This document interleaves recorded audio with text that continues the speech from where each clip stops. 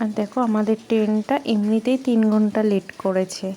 আর এখন হাওড়াটা ঢোকার আগে দাঁড়িয়েই আছে কতক্ষণ ধরে। আর 2 দিন ট্রেনে, আর কি ভালো লাগে ট্রেনে থাকতে। আর অভি তো অস্থির করে দিচ্ছে।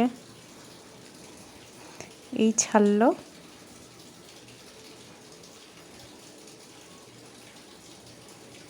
আর রাত্রির তো অনেক হয়ে গেছে, কখন বাড়িতে ঢুকবো।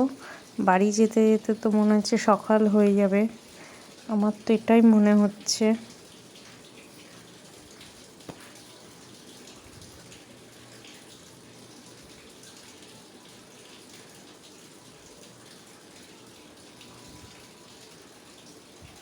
আর এত রাত্রি অভি তো ভাবছে আজকেও ট্রেনে থাকবো, পুরো ঘুমিয়ে পড়েছে। শিগগিরই ওঠ অভি, নামবো। আর দেখো অভি তো লাফিয়ে নামলো, বললাম বাড়ি চলে এসছে। আর বলছে আয় আমার হাতটা ধর। ও কিছুতেই আমার হাত ধরবে না, ওর বাবার হাত ধরবে। আর দেখো চলে আসলাম হাওড়া স্টেশনে।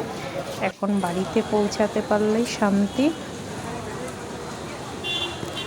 ওর বাবা চলে গেছে গাড়ি বুকিং করতে, আমি আর অভি দাঁড়িয়ে আছি। আর এই যে বুকিং হয়ে গেছে, সোজা উঠে গেলাম, উঠে বাড়িতে। আর কতদিন পরে বাড়িতে ফিরছি, খুব ভালো লাগছে। Good night. ভিডিওটা ভালো লাগলে অবশ্যই লাইক কমেন্ট